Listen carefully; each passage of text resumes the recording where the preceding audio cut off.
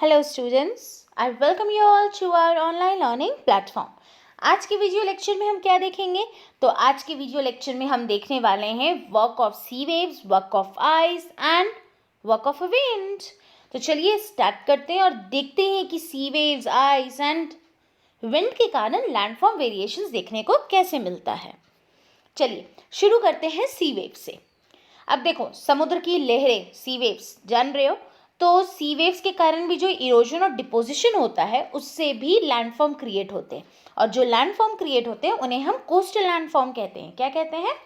Coastal landform. ये तो आप अच्छे से जानते हो कि ये जो समुद्र की लहरें हैं वो हर वक्त जो भी बीच में रॉक्स वगैरह इनको मिलते हैं उन सबको बार बार स्ट्राइक करती है, धक्का मारती हैं। तो खुद बताओ, इतना तो बचपन से सुनते हो ना कि पानी की लहरें जो होती है बहुत ताकतवर होती हैं, वो इंसान को भी मार सकती हैं, वो पत्थर को भी तोड़ सकती हैं। तो बस यही सी वेव्स भी बहुत स्ट्रांग होती हैं। तो ये पत्थर पे जब बार बार टकराती हैं तो पत्थर में भी कई बारी क्रैक्स डेवलप हो जाते हैं, और विद टाइम वो क्रैक्स जो हैं वो बड़े होने लगते हैं और चौड़े होने लगते हैं, और तब फॉर्मेशन होता है सी केव्स का। किसका फॉर्मेशन होता है? सी केव्स का। क्लियर है? अब सी केव्स बन गए, ठीक है। सी केव्स ऐसे समझ लो, बड़े से पत्थर का टुकड़ा है, बीच में यू लाइक स्ट्रक्चर टूट के आ गया। अब धीरे धीरे क्या होता है, यही सी केव्स और गहरे होते जाते हैं, कैविटीज और बड़ी हो जाती है, और देखने को मिलता है कि सिर्फ ऊपर से पतली सी लाइन बनी है और लग रहा है जैसे कि महल का जो आर्च बना हुआ होता है ना, वो दिख रहा है दो पत्थर के बीच में। तो उसे हम कहते हैं सी आर्चेस। क्या कहते हैं? सी आर्चेस। और फिर समय के साथ क्या होता है, जो ऊपर पतली सी लाइन भी बन रही है यू शेप, वो भी टूट जाती है और दो अलग अलग पत्थर के टुकड़े खड़े हो जाते हैं रेक्टेंगुलर शेप में। उसे हम कहते हैं स्टैक। क्या कहते हैं? स्टैक। क्लियर है? अब ये जो स्टैक बनता है उसकी जो ऊपर का ऊंचाई होता है उसे हम सी क्लिफ कहते हैं। और अगर यही आपका सी वेव सेडिमेंट डिपॉजिट कर दे शोर्स पे तो इसे हम बीचेस कहते हैं। मैम क्लियर नहीं हो रहा है, थोड़ा सा हेल्प चाहिए ना फिगर का? चलो आओ देखते हैं। ये है आपका फिगर, ये लैंड है, येलो और ग्रीन से जो दिख रहा है, और बाकी ब्लू जो है वो वाटर है। अब एकदम शुरुआत दौर से देखो, पत्थर था, बार बार टकराया, बीच में छोटा सा छेदा हुआ, केव का फॉर्मेशन हुआ।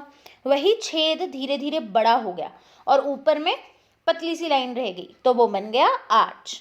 अब यही वो गड्ढा जो था, जो पतली सी लाइन रही, वो भी समय के साथ टूट गया, तो दो अलग अलग अब रॉक के टुकड़े बन गए, उसे हम कह दिए स्टैक। स्टैक का जो ऊपर हिस्सा है वो कहलाया सी क्लीफ। क्लियर है? तो ये है सी वेव का फंक्शन, ये है सी वेव किस तरीके से वेरियस लैंडफॉर्म को रिजल्ट करता है। क्लियर है? तो अब आगे बढ़ते हैं आइस के लिए। आइस देखें तो ग्लेशियर्स के बारे में जानते हैं। ग्लेशियर्स क्या होता है जानते हो? आइस की नदी को हम कहते हैं ग्लेशियर्स। अब देखो, आइस जो हमारे ग्लेशियर्स हैं वो भी क्या करते हैं, लैंडस्केप को इरोड करते हैं। कैसे करते हैं? तो सॉइल की लेयर्स को छीन करके, स्टोन्स। ऑब्वियस ही बात है, जब आइस का भी लहर जा रहा है तो नो डाउट वो भी तो सबको मारते हुए जाएगा ना, रॉक वगैरह से टकराते जाएगा। तो जब वो जाता है तो डीप हॉलोज वगैरह क्रिएट करता है। इनफैक्ट डू यू नो, जब ये डीप हॉलो क्रिएट होते हैं, इसी में जब आइस पिघल करके पानी में कन्वर्ट हो जाता है तो लेक माउंटेन्स बनते हैं। क्या बनते हैं? Lake mountains. एंड या इट्स क्वाइट ऑब्वियस, ग्लेशियर है तो क्या हो गया, वो भी तो अपने साथ सेडिमेंट्स लेके जा रहा है। तो जब ये अपने साथ सेडिमेंट्स ले जा करके कहीं जमा करता है तब बनता है ग्लेशियल मोराइंस। क्या बनता है? ग्लेशियल मोराइंस। कैसे समझा जाए? तो यहाँ देखिए पिक्चर है आपके पास, माउंटेनस एरिया दिख रहा है।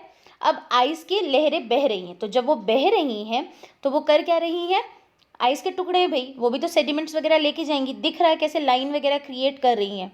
तो जब ये क्रिएट कर रही हैं तो इस तरह का जो स्ट्रक्चर देखने को मिलता है इसे ही कहते हैं ग्लेशियल मोराइंस। क्या कहते हैं? ग्लेशियल मोराइंस। क्लियर है? तो ये था आइस का वर्क, कैसे आइस भी लैंडफॉर्म को रिजल्ट करता है।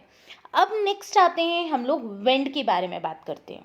तो ये तो आप अच्छे से जानते हो कि इरोजन में महामहिम महारत हासिल की हुई है किसने? विंड ने। भाई सबसे ज़्यादा इरोजन तो इन्हीं के देन है। तो ये विंड जो है एक एक्टिव एजेंट है इरोजन और डिपोजिशन के।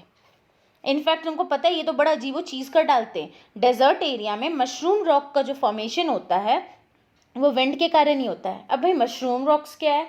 तो मशरूम रॉक क्या है ना, देखो ये तो आप अच्छे से जानते हो कि डेजर्ट एरिया में क्या उड़ता है? सैंड उड़ता है।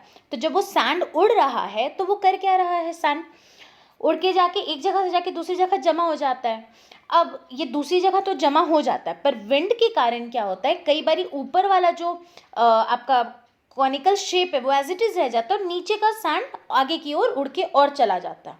तो उस केस में ना मशरूम लाइक स्ट्रक्चर बनता है, जैसे कि यहाँ फिगर में दिख रहा है ये मशरूम लाइक स्ट्रक्चर बनता है और इसे ही हम मशरूम रॉक्स कहते हैं।